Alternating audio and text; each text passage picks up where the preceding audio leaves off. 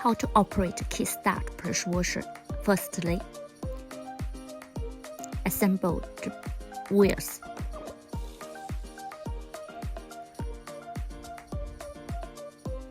Put on pad.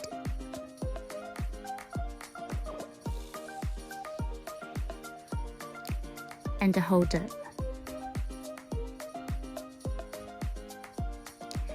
Connect the wires with the battery, which is for Kickstart.